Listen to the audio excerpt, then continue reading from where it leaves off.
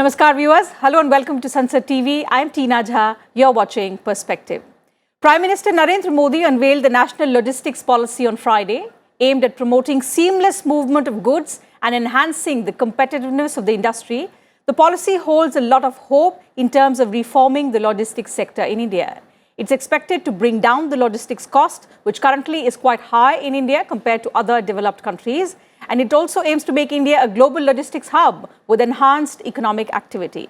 The comprehensive action plan under the logistics policy, the key targets and objectives that it sets for the sector, the changes it is expected to bring about, and the long-term benefits and potential of the logistics sector in the country.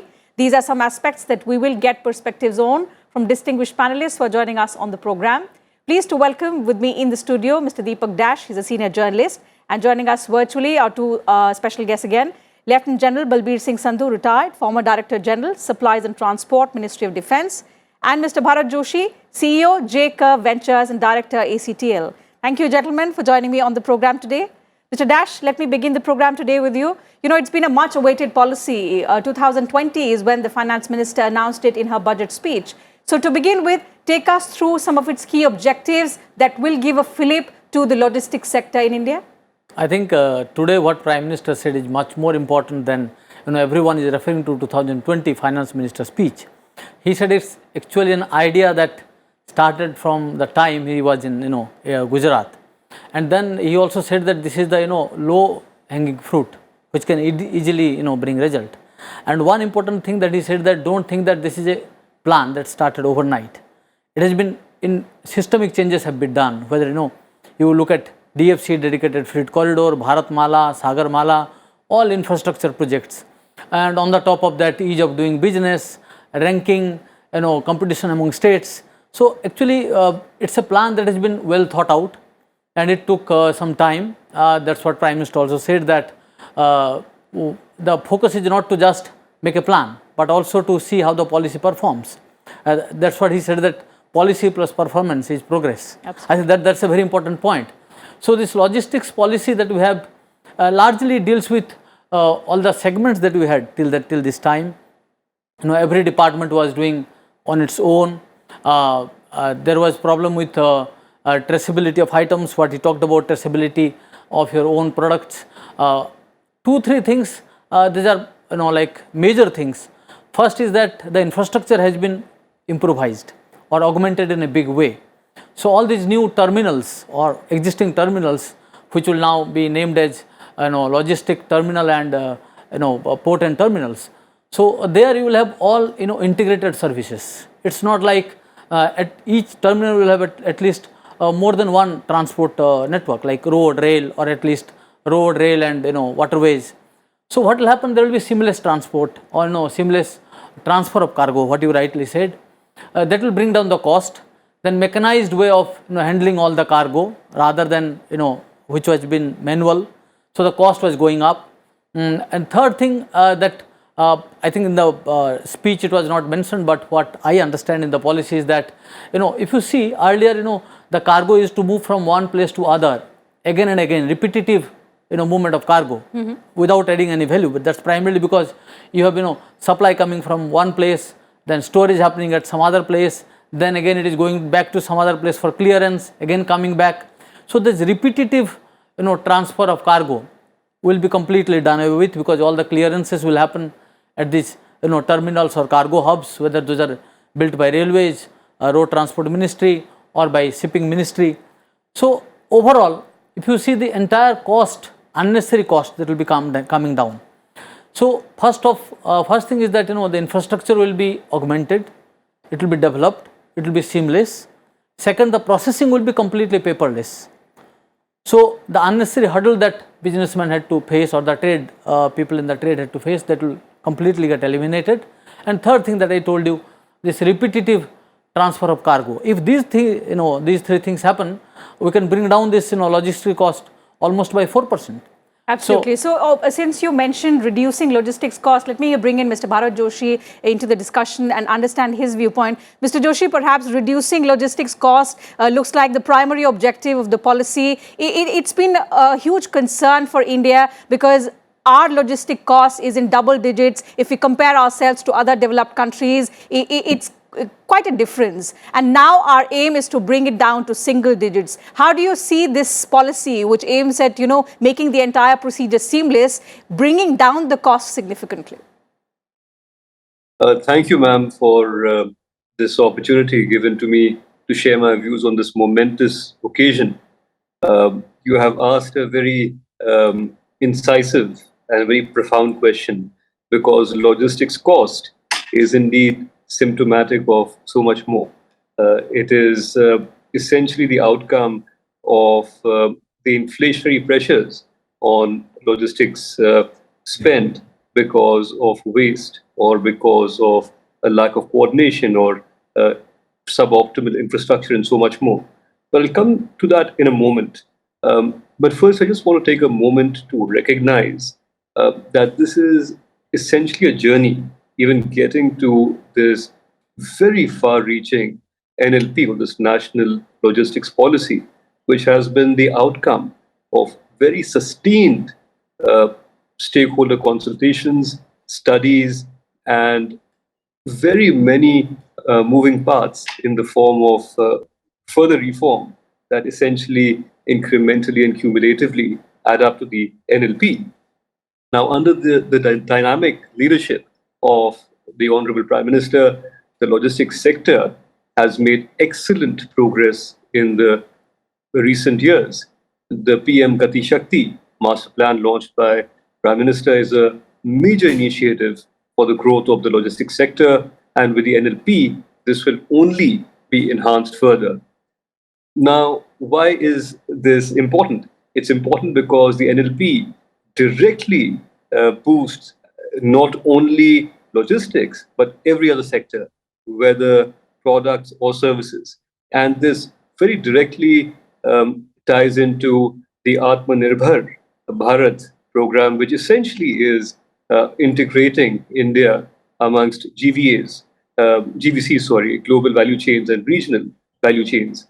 Our sector already employs some 22 million persons, and with the PM Gati Shakti plan already underway, there was an expectation that another 10 million jobs would be added in the sector by 2030.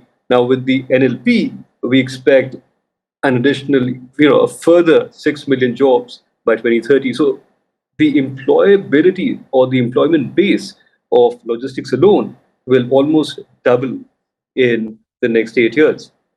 Now, with this new policy, we expect, as I said, growth not only in logistics, but in the economy as a whole, because logistics essentially is an enabler for everything. Whether you order pizza at home, someone has to bring it to you. And that's a form of logistics. There's digital connectivity. That's the second form of logistics. And third is, the very, nuts and bolts logistics. That's, what we do. So we run private trains, we run private intermodal terminals, and so on. In our business ACTL, which runs, dry ports and multimodal hubs, we find one major cost driver in this country is the lack of multimodality and intermodality. That creates duplication of cost, duplication of effort, and again inflates cost. If we are to be competitive as a country and as an economy, we require better infrastructure, smarter infrastructure in the form of multimodality and so on. We require standardization of infrastructure, processes. Digitalization actually is achieving this in a great way, and a lower carbon footprint. And this can be done with what already is being done in this country with the so-called modal shift, when we move freight of relatively more polluting trucks onto rail. Absolutely. You're right, Mr. Joshi. Towards augmenting infrastructure, we saw one of the big ticket reforms in the form of the PM Gati Shakti National Master Plan. And today, by the launch of the National Logistics Policy, General Sandhu, how do you see both of these reformative measures complementing each other? How are they going to prove as game changers? Good evening. Thank you for inviting me. I think a lot of issues have been covered by the previous speaker. And like the Prime Minister said, it's not an overnight, copybook reform. It is, I think, for last more than a decade that people have worked at an accelerated pace to address the issues of infrastructure and interfacing the various modes of transport. I'm going to, beside this, emphasize on two things. In the World Bank publishes a logistic performance index of various countries. It is done after every 2 years. In 2014, I think we were lying somewhere more than 50 position out of 160. And 2016, we came down to 34th. And I think as in 2016, we went up by 1 point. One of the major contributor was easing the regulations, because that becomes so in this, beside the infrastructure, use of technology, easing the rules and regulations, merging the role of various ministries and certificates and clearances. And so that is something which is going to really accelerate and get that 14%, 13-14% cost of logistics down to, the Prime Minister said single figure. I'm sure we aim to come into something like 7 to 8%. So the three systems, integration of digital systems, having interacted with a lot of people in the logistics technology thing, I asked somebody, I said, in the armed forces, we are probably a little behind because of security reasons. So the person told me even the infusion of technology in the corporate sector in the logistics is something barest minimum. Yes. And their integration is zero. And I think this integration of digital system, once this is put into practice, because today it's not only the movement, the ideal supply chain, the information, where is my consignment, when does it reach? If this is integrated and if the clearances are integrated, I'm sure we'll come down by a percentage or two. Then unified logistic interface platform and ease of logistics. This is again the same thing.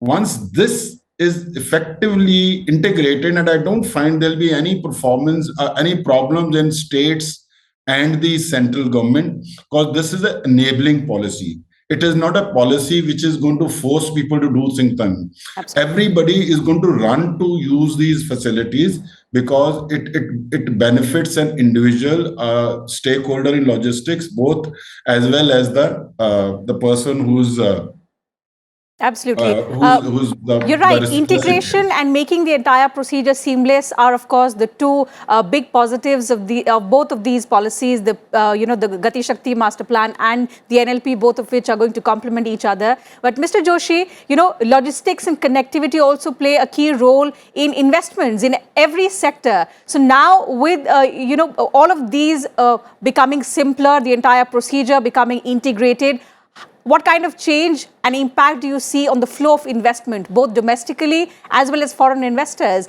Are we going to attract more investments? I think the impact on investment will be both very significant and very positive. Now, we must remember that India has become the first country with all its infrastructure projects on one single platform. This goes to show the true value of how digital initiatives have made progress in the country. The Prime Minister, in his speech just a few minutes ago, mentioned AI and blockchain and drone logistics even. So when we think of infrastructure, policy is a big piece of it, because technology in, of course, the physicality of hard infrastructure, but also the transport infrastructure, the transport equipment, and so on. And as we discuss modes of transport, now, if, for instance, drones is another mode, right? So what kind of policy infrastructure or systemic infrastructure or digital connectivity infrastructure is required? I'll give you one example on how digital is helping leapfrog, legacy issues. The Prime Minister again, it reminded us of the many, bills of lading or EVA bills or whatever that we would have, everything from trucking to shipping to, then rail and whatnot. And it's a little bit of a nightmare, just keeping track even of all of this. So under the ULIP, the Unified Logistics Interface Platform, this will be essentially one single platform across modes of transport. And there's already this so-called e-log platform which is up and running. There's faceless customs examination already there. Let me also, since you speak about investment essentially, needs to come into the states, right? I think it's incredibly effective that just recently, about a year ago, I think, the government launched LEADS, or Logistics Ease, across different states, 2021. And the findings of this very first awards and rating program was that the states of Gujarat, Haryana, and Punjab emerged as the top performers in the LEADS 2021 index. And if you look within the northeastern states and Himalayan region, the UT of Jammu and Kashmir is the top ranker, followed by Sikkim and then Meghalaya. And and so I think there will be a very positive competitiveness even amongst the states. Absolutely. Because if, as a state, you are able to demonstrate a high caliber of logistics infrastructure and capabilities, this actually becomes a differentiator and a key investment driver and a factor for investors, whether Indian or foreign, in deciding where to set up their next factory or expanding their production facilities or having a distribution hub. If you're an e-commerce player, for instance, because that is growing enormously, as you're aware. So to my mind, I think the effect will be far-reaching and it will be very positive on investors and investment. Absolutely. Our own company, ACTL in Jammu, in fact, in Samba, is setting up greenfield multimodal logistics terminal. And the conversations that we have, this is not anecdotal, this is from personal experience, is extremely positive from people who are already there and also people who were on the fence, deciding whether they should invest in the UT of Jammu and Kashmir or not. And this actually becomes a fairly substantive driver of investment scope. Certainly, and I think it is this positive environment that the Prime Minister also spoke about, Mr. Dash, that it's not an overnight policy, and we've laid the framework, the groundwork has been done, and after that the policy has been launched. So it has to be successful, it has to bring about the changes that have been envisaged. Coming to the other aspect, going forth, once the policy is implemented, do we see a structural change in the multimodal transport, which is also cost effective, at the same time environment friendly? See, already it has started happening. And one best part is, this government, what we have seen in past several years, they believe in rigorous monitoring. So if you see this entire framework, there will be a high-level secretarial group which will be headed by the Cabinet Secretary himself. So one thing is very clear: if there is any problem, it will be sorted out very quickly. I think that's what Prime Minister also said. And when he's saying that, interestingly, he linked to, the release of cheetahs to in Madhya Pradesh to this entire logistics policy. When he said that there is a link, I want that everything should be delivered from east to west like a cheetah runs. So I think the idea is very clear, the intention is very clear, and so far as this entire intermodal transport is happening, it has already started happening. Railway Ministry has come up with a very ambitious plan how to increase this entire